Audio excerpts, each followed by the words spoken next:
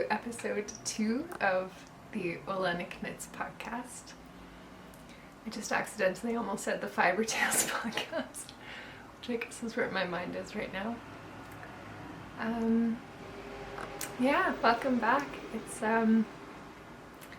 been so lovely to see all of your really sweet comments and notes and messages about my first podcast.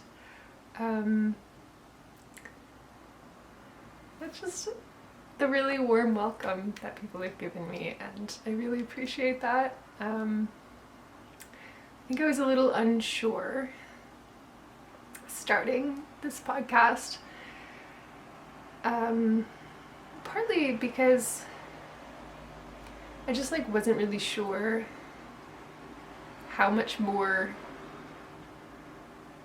of myself I wanted to kind of give to social media. And yeah, I've been really pleasantly surprised because this whole YouTube space has been kind of a really lovely place to be, and definitely feels like time much better spent than like Instagram or any of that stuff. So yeah, thanks for being really sweet. Yeah, I don't have a ton to show you today. I've been knitting on everything, but I have not finished any projects. But I kind of wanted to get over that second episode slump sort of thing. I feel like I could be the kind of person that would, put off recording a second episode for a while just to kind of make sure I had lots to show you, but then would get distracted, and then the longer I waited, it would kind of become a one episode wonder or something. So I wanted to remove the possibility of that. Plus, yeah, I just kind of dropped my partner off at the airport this morning, and he's gone on a big long trip, so I thought it would be a nice way to kind of cheer myself up. Just kind of got home and felt like doing this, so here we are. Yeah, so it's late August now, and so I don't have anything new finished, but I've started some new things, so I thought that could be fun, and I've made a lot of progress on everything, or not everything, but some of the things I showed last time. So here we are. I guess I'll start with my newest kind of project that I cast on.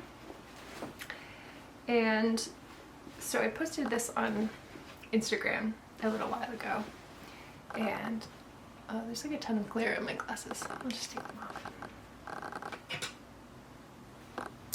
off. So I was posting on Instagram about this, and this is, oh wait a second, hang on. Yeah, sorry about that. I just realized that I wanted to reach the end of a row on this so that I could show it better. But then of course, while I turned the camera off and knit for a few minutes, I thought of a million things to say, which are probably all completely disappeared now, and I'll just forget them all. It's very hot in here at the moment, so I am currently drinking an enormous jug of water with some nice frozen mangoes in there to keep me cool, and a little splash of lemon juice. It's been kind of one of my favorite drinks for keeping cool this summer, because I always forget to refill the ice cube tray.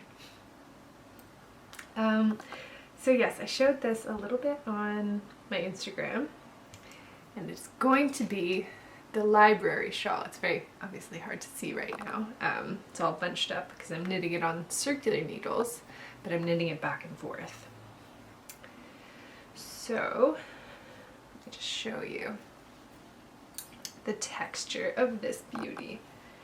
It's going to be, I think, the library shawl or something to that tune, and it's all herringbone.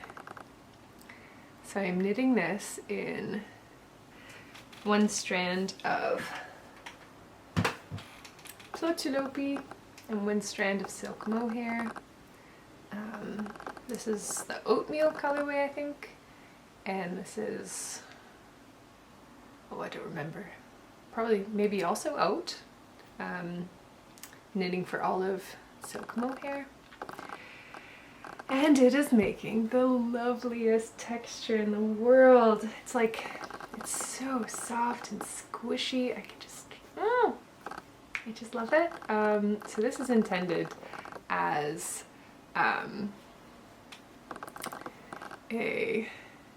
you can kind of see there's decreases happening, so it's already starting to slope, and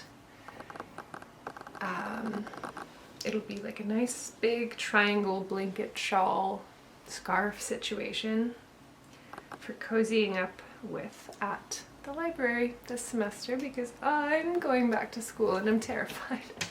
So I'm trying to knit things as incentive to study this semester. I'm just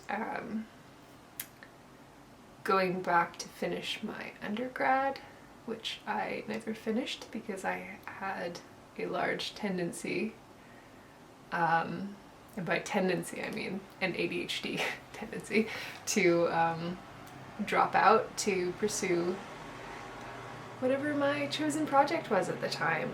Once it was to record an album with my band, another time it was to start a photography business. That was actually quite a big distraction because it went for 8 years. Yeah, last time it was I dropped out to knit some, because I wanted to take out a knitting project, knitting costumes for my friend's band. So yeah, I'm gonna try really hard this year though. We'll see what happens. I'm an English and philosophy double major, and yeah, I don't really want to talk about it because I really don't want to do it, but yeah, so I'm really excited for this. I'm really loving how the fabric is knitting up. I've always wanted to do something in herringbone because I think it's so beautiful, but I've always kind of, as a designer, been really nervous about texture knitting because I really don't feel very good at it. I feel much more comfortable with color work, but I just kind of I really wanted to make some kind of a big cozy shawl for study sessions basically, and I don't know, I kind of started looking around at patterns, but I think this is kind of one of the reasons I became a designer, to be honest, is I'm constantly kind of looking through patterns and thinking like, this would be interesting if like this thing was happening instead, or if this thing was happening instead. And I kind of knew I wanted to play with the herringbone, and I wasn't really seeing a shawl with herringbone that I felt drawn to. So I just kind of decided to make my own, and I'm really excited about this. I love the combination of plotilope and mohair. I actually started this.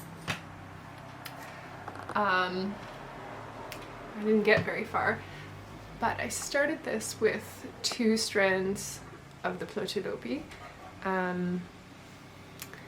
but I wasn't loving it. It felt really like kind of dense and like, I don't know, like really thick, and I kind of wanted to be able to wear it, like to wrap it around me as a scarf as well, and so I didn't want it to be like this feels more like a blanket, like it's very thick. So then I decided to try it with the mohair, and I really, really love how that feels. And I'm so excited. I knit on this a lot last weekend. It was the only project I took out to the cabin last weekend. My partner and I went, and it's a really lovely time. It was my first time out of the city all summer. That's a lie. I went to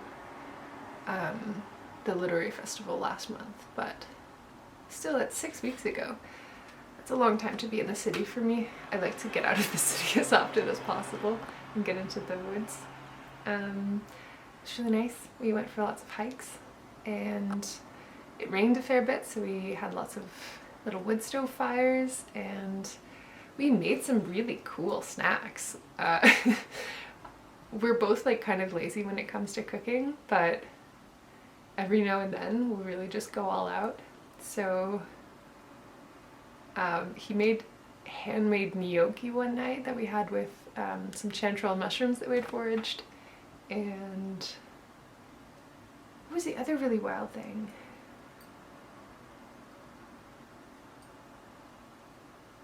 I can't think of it now, but I feel like we had another really, really like wild snack.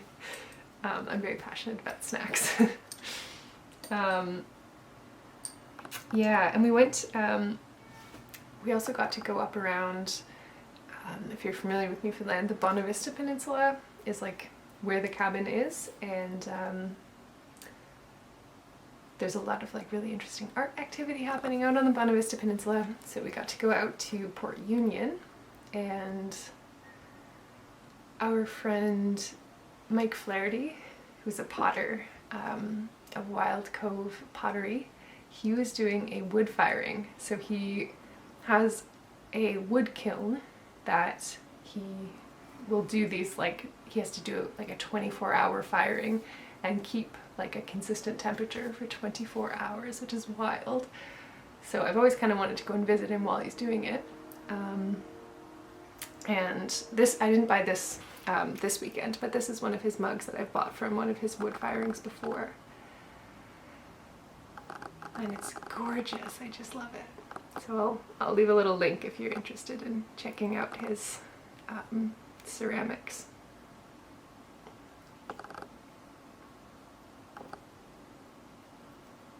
I just love it. It's so interesting, and like each piece is so unique because, you know, it depends on like the glazing and like how it interacts with the fire and with like organic materials that he puts in. Yeah, so I really love his work. Yes, and also Union House Arts is a artist-run center out there that it's very dear to me because my stepsister Jane was one of the like founding people who made it happen, and I'm really excited to say that I get to be an artist in residence next summer, and I'll be working with knitting and natural dyeing and designing knitting patterns based on the landscapes out there, and like dyeing the wool and materials with things that I find in that landscape. So I'm really excited about that because I really feel like I've gotten away with something by convincing someone to let me do an artist residency for knitting, even though I absolutely consider it an art form. But I'm very excited about that. One thing I was thinking about actually while I was knitting the row on that is that I don't know that I mentioned my name at the start of this this episode. So my name is Heather, and I have been meaning also to mention in the introduction, though I have forgotten so far, that I am non-binary and my pronouns are they, them. So, peace and love. Cool, okay. So next on my the things that I have not, that you have not yet seen, This isn't that thrilling. I'm just working on a little hat. Oh, it got dark in here.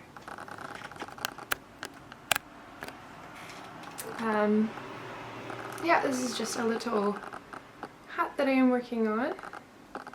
It's just a very basic 1x1 ribbing. Is it 1x1? Yes, 1x1 ribbing. With let lopey, because I love let lopey. Focus, focus. Yeah, this is actually inspired by Alex of Ancestral Craft. I saw her knitting kind of a basic let lopey hat on one of her episodes, and I thought it looked really nice, so I thought I would make one as well. And I'm using, I think maybe even the same color as her actually. It's color 1416, and it's sort of like a bit of a mossy, a bit of an olivey green, very foresty, very natural looking.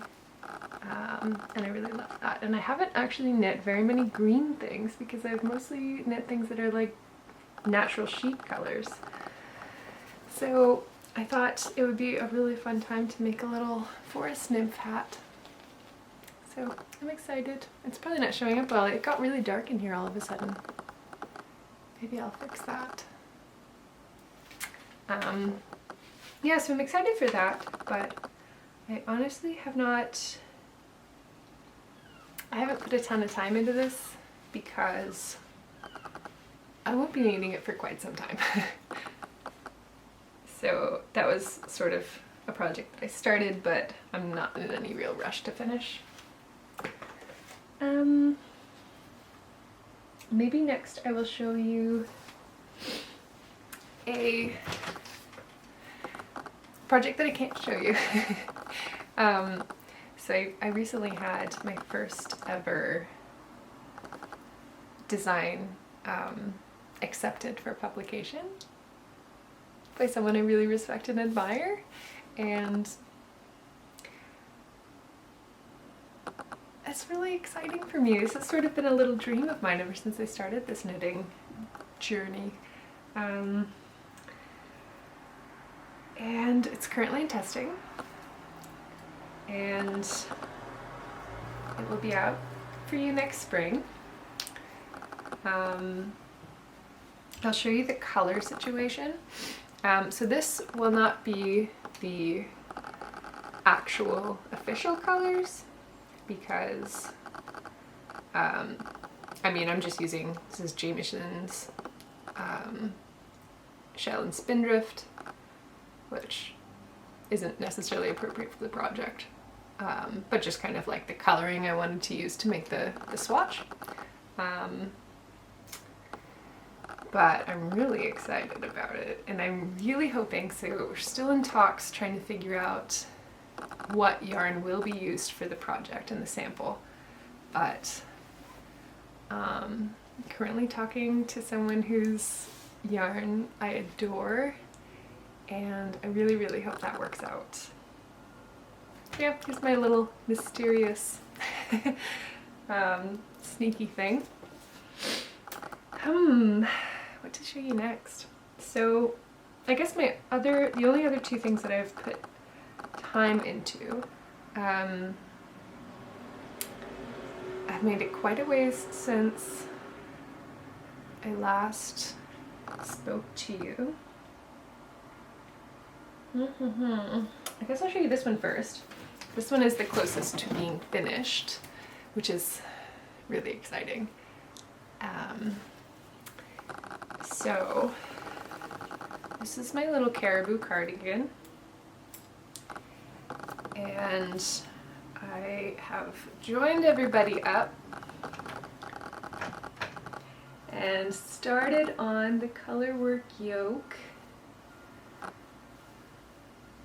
but I haven't actually made it that far in the color work yoke. Just got some little sparkles so far. And sort of just started on the legs of the caribou that are going to be hanging out up there. And I'm just so excited. I can't wait to wear this. It's like a little bit cropped. And we got our little steek zone right here. And I just know that I'm gonna adore this and wear it everywhere. And honestly, since I started really working on this, I just want to remake every single one of my sweaters as a cardigan. In Weepy, specifically. And I might at some point. We'll see. But I think I would just like to have an enormous collection of Weepy cardigans. I think that would be so fun. Especially because, like, my first Weepy sweater that I made, the fibre sweater, I don't know, I always kind of feel like I don't super duper love the fit on my body, and like it's very similar to the fit of the Radari, but just doesn't super duper work for me. I think I would way rather it be a cardigan, and I think I might have to make one at some point. I also 100% have been thinking about doing a cardigan for the forest sweater, the one with the, like, you know, lighter top and the little speckles and the little tree line. I think that would make a really lovely cardigan, and I'm probably going to make one. But I say that, but I also like really want to knit all of the things that I'm currently knitting, and then I have a massive list after that. I also like, I've been finding lately that I very much struggle with the balance between like coming up with all kinds of new design ideas and wanting to like swatch them and start knitting them and stuff, but then also other people putting out their beautiful patterns, and I want to knit all of those too. And it's a struggle. I want to knit them all. Yeah. I'm having a little bit of a moment there where I'm trying not to buy any more patterns or any more wool before I knit the things that I already intend to knit.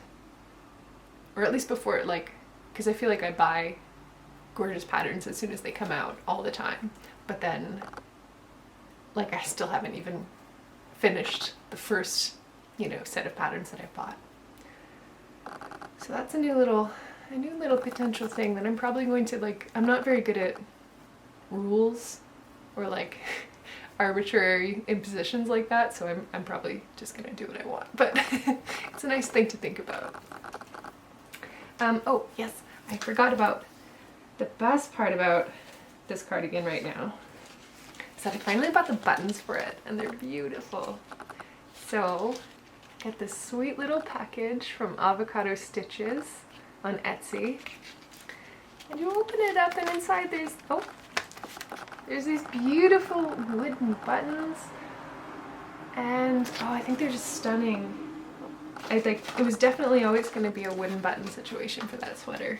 It just feels like the right thing to do. I don't know. Watch now, I've already lost them.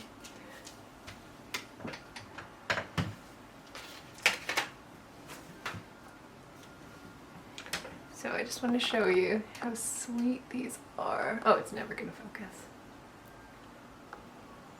Look how sweet they are. These beautiful little wooden buttons. I don't know what exactly it is, but I just think these are so sweet. Like, you know how people like get really teary-eyed over like things for babies because they're so tiny? I'm not really that into that, but these tiny buttons, I can't handle that. I want to cry. I'm feeling emotional about the tiny buttons. No, it's okay, I'm fine. But then she also included this really sweet little like accent button, which I think is just gorgeous. I'm not sure what I'll do with that, but I think it's really lovely. So yeah, I'm very happy with those and very excited I'm not excited for the steeking at all. That's horrifying to me. I've never steeked anything before, and I'm scared for sure. But we'll see how it goes, I guess. If I'm going to knit everything in the world as a let low be cardigan, then I'm gonna have to get over it. So I'm just remaining calm at the moment, but I'm very excited about the buttons. So maybe that'll be my inclination to move to that part, is that I get to finally use the cute buttons. Okay, so next is a bit of a wild ride. So I remember when I was showing you the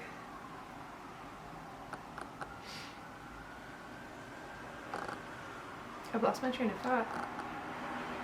Except my train of thought is in my lap. So I remember I was showing you the sweater that I was working on for Usht last time. No, I had some help. Just. Yes, some lovely folks at the Ancestral Craft Knit Night taught me how to say it. So thank you very much. It is Just.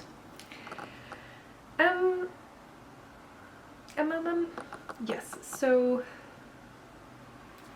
last time I had just finished the top down neck and like yoke section, even though it's plain on the top. And that is her. And then when I finished this, I had the entire body finished. The bottom half, which is the fun part, this great yoke.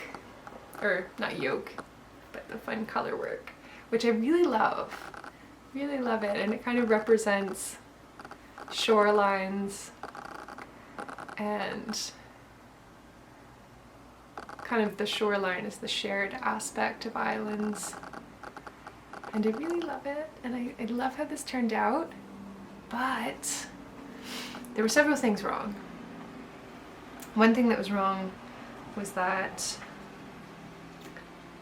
my gauge, when I knit this part of the body, was like way tighter than how I knit the rest of the sweater. So when they were joined up, the top was like poofing out and like just looked terrible. And I thought about just blocking it to see if it would settle down a bit, but I don't know. I wasn't super pleased with how it looked. So I kind of, and like you can still kind of see how like loose some parts of it are and they're puckering, and maybe blocking would have helped. But I also was very unimpressed by how wide the armhole was. And I really wasn't sure about that because I was really envisioning more like fitted arms. So I decided to chop it off. So I literally cut it down the middle, or well, I mean this is the orientation. So I cut it across the body, which I did on an Instagram story and people were very shocked. But it was okay because then I just cleaned away the cut stitches and then put the body stitches back on my needles. I will wind this all back up into little balls of yarn. I will knit it again. And I don't feel too sad because I feel like the part that I loved has been saved and it's back on my needles, and now I'm gonna knit this bottom up and rejig things, do some math, see what happens. I still really feel good about I feel good about how this looks, and it really sucked to cut off all that hard work, and I was so close, you know what I mean? Like I just had the arms left to go, and maybe I would have blocked it and it would have looked fine, but I don't know, as a design, you know, I didn't really want to see if it worked out, you know what I mean? I would rather, like, instead of putting the rest of the work in and knitting the arms and then blocking it and then finding out that it's not good. I feel like I just had to do the chop, and now I get to kind of start fresh and feel good about where it's going. Yeah. For the time being though, I'm still feeling sad about it, so this has just been sitting in my basket. And I've been working mostly on the shawl and the cardigan. Because I feel like I'm in kind of the home stretch with the cardigan now, so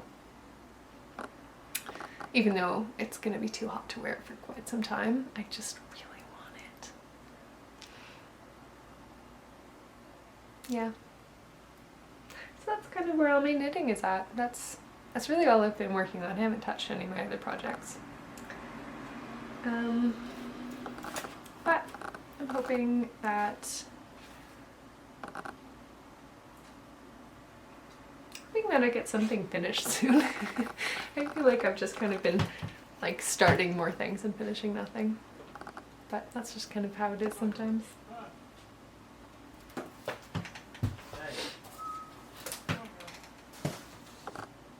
My neighbors are making noise.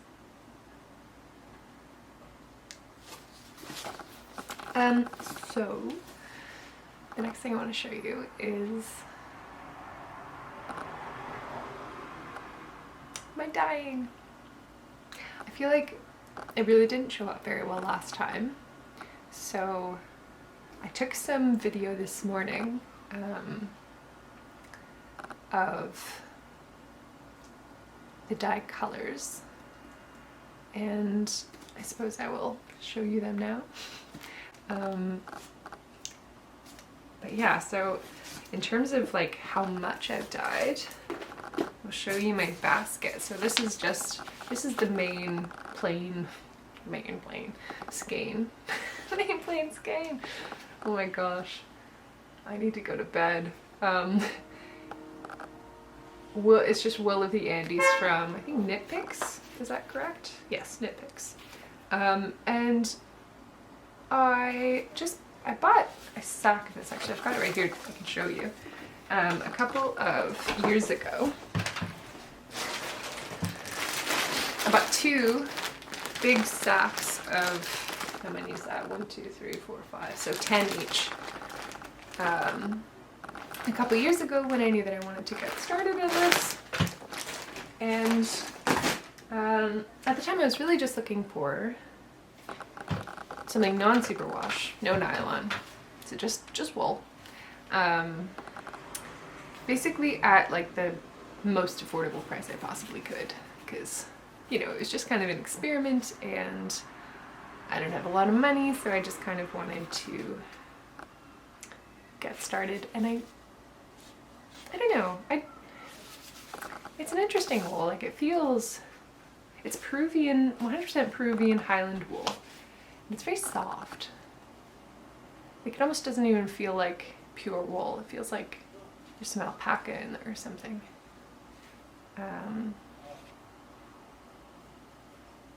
Yeah, I don't know. I think I would like to, I reached my 30-minute limit.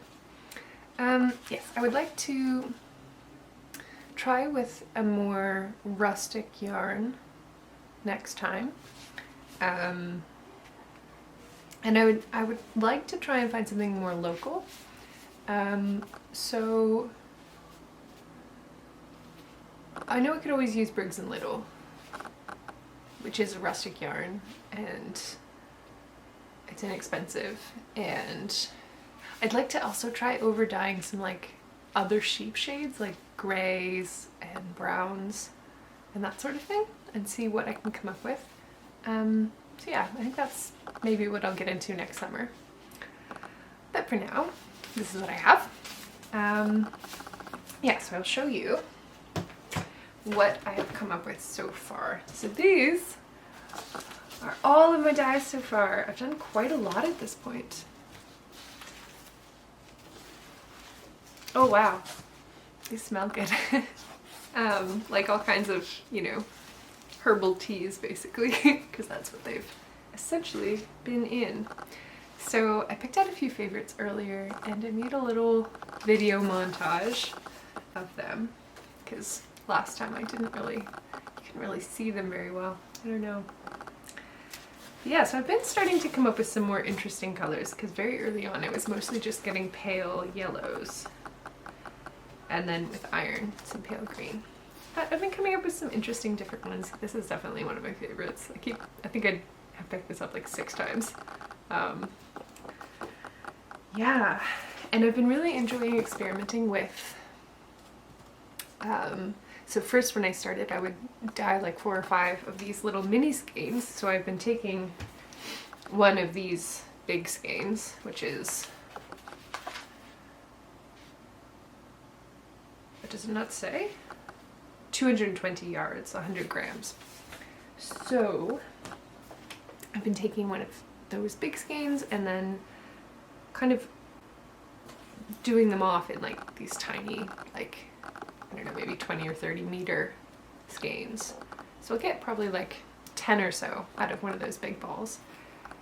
Because right now I'm not really trying to dye enough yarn to use for a project. I'm mostly right now just trying to find out what kinds of colors I can get and experiment with different plants and things. So I've been really enjoying also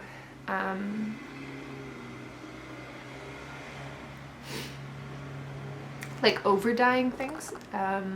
So this one, for example, is so it was first dyed with fireweed, and then I over dyed it with dock, and then I gave it an iron bath. So I've been experimenting a lot with yeah, like doing over dyes with several different like combinations of plants and kind of seeing what I can get there. So that's been really fun. Pardon me for 1 second. Sorry, I had allergies on the go this year. Yeah, so I've been doing lots of experimenting with different combinations of plants and things like that, which has been really fun. And I want to show you my little dye journal because I feel really excited about it. So I have this lovely leather-bound journal that I had bought for a project a couple of years ago and then not really made that project. I think I bought it to make a scrapbook, but I'm really not a scrapbooking person, and so it never really became anything. Yeah, so I've just been kind of documenting my process and what kinds of colors I've been getting, and it's been really fun to kind of, like, it feels like a nice slow process in a way, which is really lovely. These are some of my favorites, the dock seeds. Got some of my favorite colors out of these. Yeah. So I've just been making a sweet little notebook out of my experiments, which has been nice. Oh, I brightened up again, that's fun. Yeah, so that's been really lovely. And that also kind of reminds me, I wanted to mention as well, like, sort of the reason I got into knitting.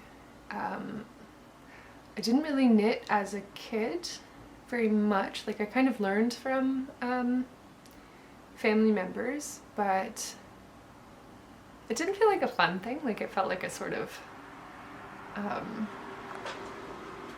like I was a bit of an energetic kid, and so kind of being forced to sit down and be quiet and do my knitting was like not a fun thing for me.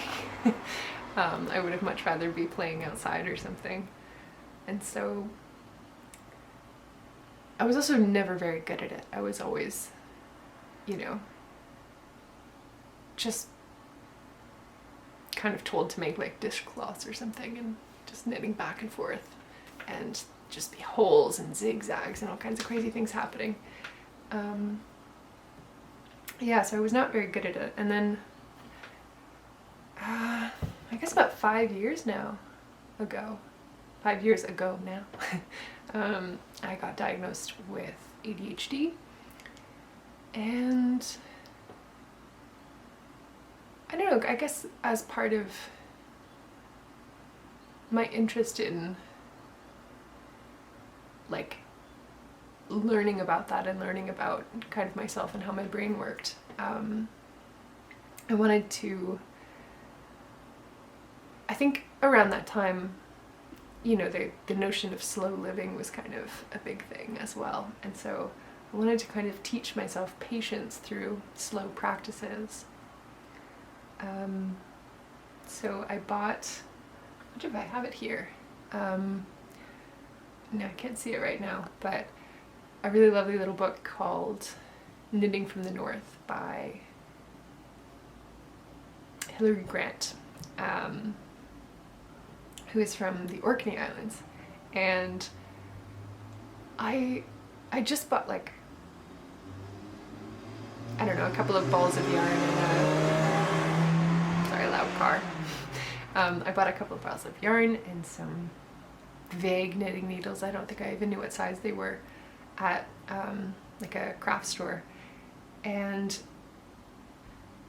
I had no idea what I was doing. I had no idea that there were different sizes of yarn or needles. I was paying attention to none of that. I was just kind of like trying to read like the color work charts and figure that part out. And I made a few things that turned out okay, but most of it didn't turn out very well at all. And I was having a really hard time with like, you know, pulling way too tight. You know, like sometimes new knitters will have like crazy tension and like will really be struggling to even get the yarn on and off the needles because they're pulling it so tight. That was me.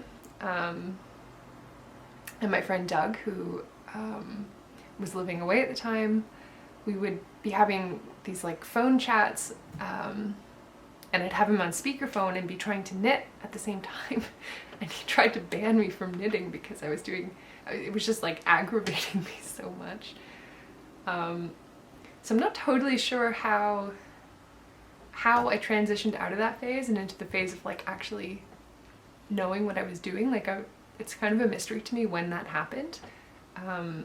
But I guess I just like kind of got a little better over time. And then I don't think I touched it for a little while. And then 2020, I think, Christmas 2020, I decided I was going to knit my partner a sweater. So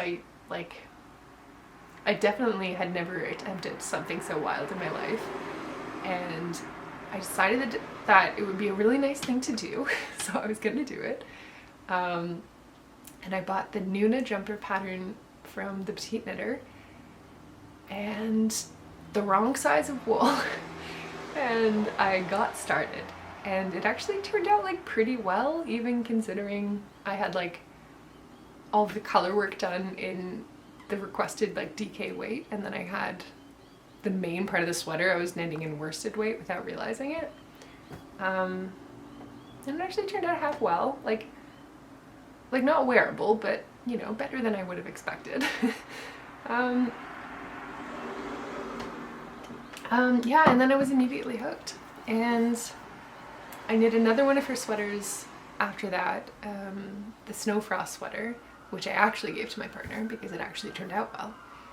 And then as of then, I think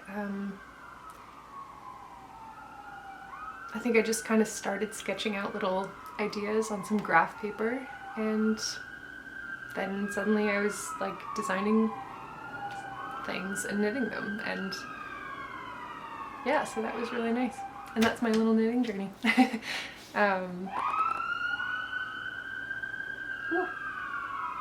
Sorry if you can hear those sirens. Things are going wild out there. Yeah, so that's that. And then also my name, not my name, but the podcast name. I don't think I've ever told you what that means. So oileánach is Irish for islander, so that's where my name comes from. Yeah, and I guess the presence of the boundaries of an island are something I think a lot about, and how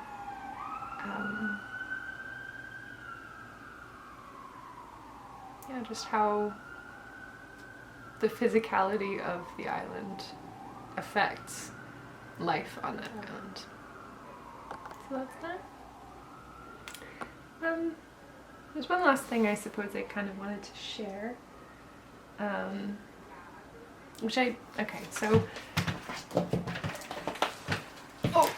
went to my local library yesterday and cleared out their craft section basically. And I haven't like had a ton of time to go through these yet, but I wanted to kind of share with you what I picked up. So this one seems really interesting. It's not so much about like knitting per se, but it's kind of about like fine craft and like textiles in fine art. And I find that really interesting. I've been imagining lots of interesting projects that I kind of want to get into. Kind of like using textiles with kind of like artistic intentions. But I also like, I definitely think of knitting as an art form as well, like knitting like practical garments. And I think it's really interesting how like where the distinction tends to lie between what people consider fine art versus what people would consider like functional craft. And I think like part of what made me want to apply for the artist residency in Port Union next year is because like I think there is a lot more value in functional craft as an art form than it's often given, and I think that's really interesting, and I want to kind of push that boundary around a little bit and see what happens there. Yeah, so I'm very interested to get into this and see what it's all about. And then this I have started looking at a bit, and I'm really excited. So this is an amazing book by Deborah Robson and Carol Acarius, and it goes through different sheep breeds all around the world and talks about kind of like their heritage and their fleece and kind of different ways of using it and how to kind of prepare it and all these things. So I'm really excited to learn a bit more about spinning and working with particular fibers. I found it really exciting and interesting. And that does remind me that I told you I was going to show you my spinning this episode. But the truth is I'm not going to do that because I haven't touched it. So I don't feel like I have enough to share yet, really. I did look it up though, and the fleece that I have is Cheviot top. And I thought it was cordial for some reason. I think just because both words start with a C. And yeah, so I've been learning about Cheviot spinning in here, and hopefully I'll be doing a bit more of that in the coming weeks. But for now, I really just don't have much to show you yet. But I do really want to get on it. I do. But there's just so many things to do. I've also seen this around on social media a lot, so I'm excited to dig into this a little bit more. Yeah, I mean, I haven't really had a chance to look at it yet because I picked up like 7 books. But I'm excited to check this out. I also found a plain blue book called The Complete Book of Traditional Fair Isle Knitting, and it's really interesting looking. There's like pages and pages of motifs in the back, but it also kind of goes in a lot to the history behind Fair Isle knitting and different traditions. And I think that's really interesting, and I've always really, really loved Fair Isle patterns. I think they're stunning, but I'm also a little bit terrified of them. Well, terrified's not the right word, but like, they just look so intense. And also you have to knit them with tiny wool and tiny needles, and I'm not that patient. So I feel like I'm doing that face a lot this episode. I don't know, I'm in a weird mood maybe. Yeah. I don't know, I would really love to try something though. I started knitting one of the patterns for like the hat that Wilma, forget her name now, but the woman who does a hat pattern for the Shetland Wool Week every year, I started her pattern for the Crofter's Cap last year, and I was actually really enjoying it. It was a really lovely thing to knit, but I got kind of partway through it and realized that my colors just didn't look that good together, so I gave up. And I think that's one of the other like slightly intimidating things about knitting Fair Isle, is that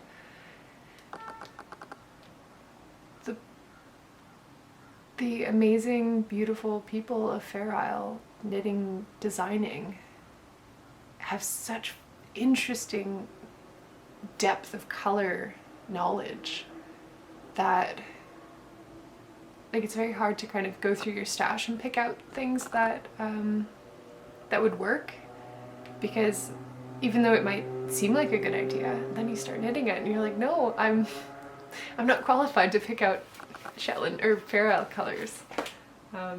Yeah, so maybe I'll just have to like make a pattern and actually use the recommended colors or something. But I do have quite a stash right now of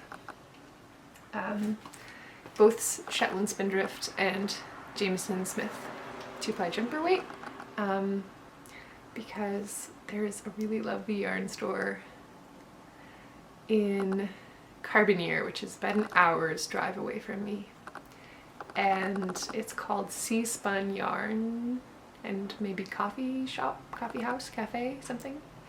And they carry lots and lots of beautiful British wools and European wools, which is really exciting because the wool shop that used to be here in St. John's they just had like a lot of kind of superwash and things that weren't really my thing.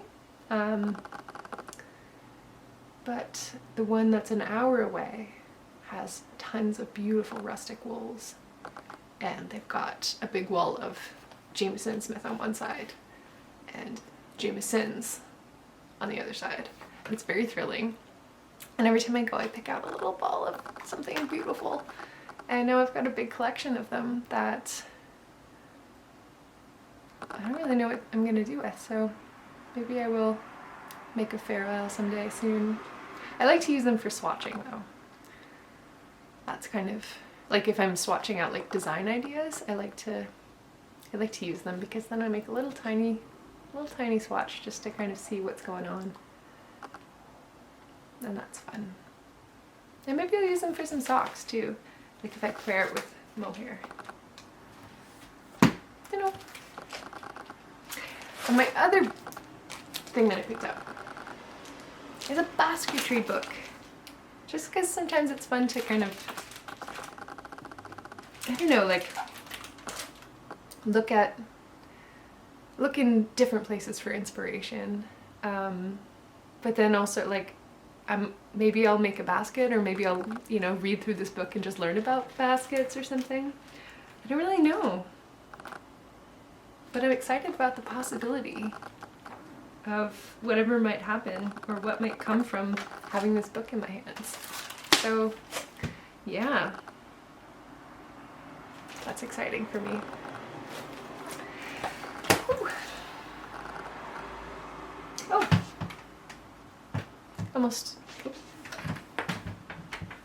I almost missed this little guy. It was under my chair. It's not really much to show, honestly. It's kind of the beginning of a little swatch.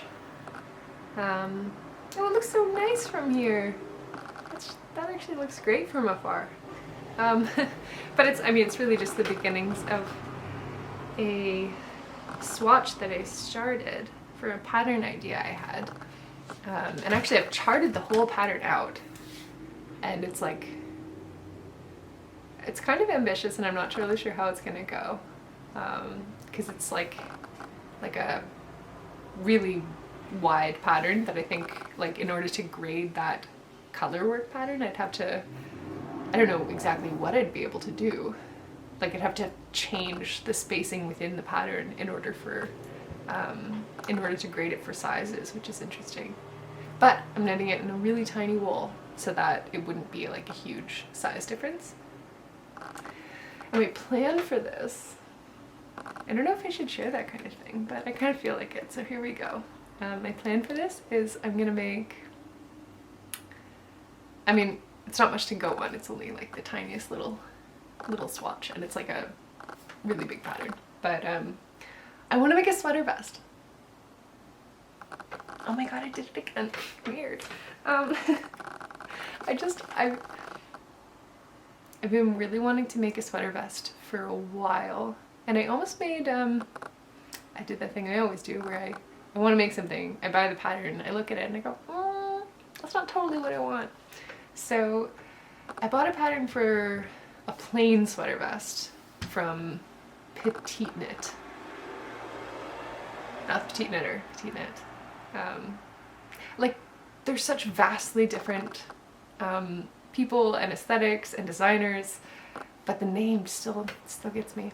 But yeah, so I bought a pattern for one of her sweater vests a while ago, and I started knitting it, but I just, I don't know, I wasn't super sure.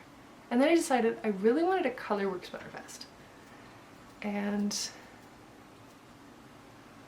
I don't know, I had this colorwork pattern that I had charted out ages ago, and just like hadn't gotten around to knitting it as a sweater because because I knew I would have to knit it with fingering, and that just seemed really daunting, so I didn't want to.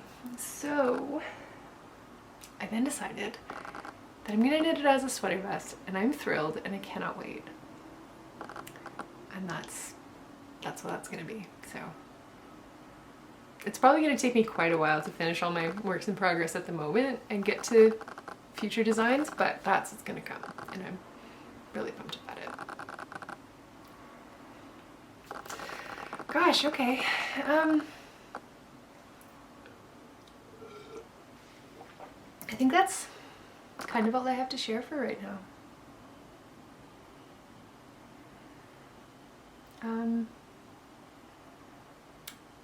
I really hope that your summer has been going really well. We're kind of having a really hot day right now, and we did yesterday too, but we haven't really had much summer going on here in a while. So that's odd. It really felt like fall was happening for a while there. And honestly, I'm kind of really looking forward to the fall. Not for the school part, obviously. I think we've established that. But I really love the fall season. It feels so refreshing and crisp after the haze of summer. Like, I really enjoy that seasonal transition. As much as I love summer, it's very special. But I really like to feel the fall come in, and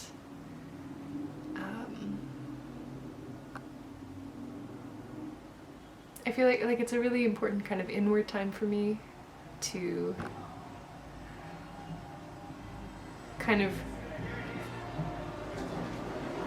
I don't know if you can hear that, but it's intense. They're singing along too, that's great.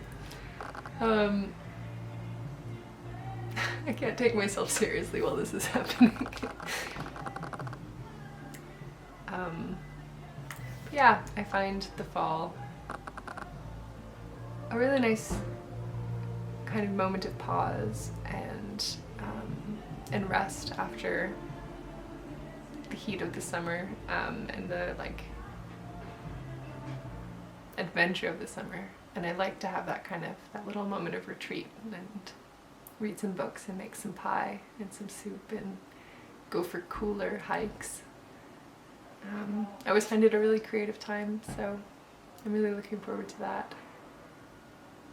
And I hope the shift in season is kind to you as well. I know most parts of the northern hemisphere are still very much having a summer, but I know it's coming to a close for us here on this island. I hope you've had a nice time. I hope that you enjoy what's left of the season, and if you're looking forward to fall, then I hope you start feeling cozy very soon. I look forward to seeing what everybody's up to, what everyone's knitting, maybe what you're reading, or whatever is inspiring you at the moment. I think I'm gonna go and have a little hike today, actually. Feeling like reading some moss, maybe some ferns. I think that would be quite nice. Yeah, thanks so much for being here again. It's meant so much that that people have been so kind and supportive and welcoming, and I'm really excited to be here. So thanks for having me in this little world. Thanks for coming to say hello this morning. Bye. Hello, it's me again. I was just editing the video and I realized that I forgot to mention something. So I'm considering translating all my patterns into French, and just kind of wanted to see if there's any interest there.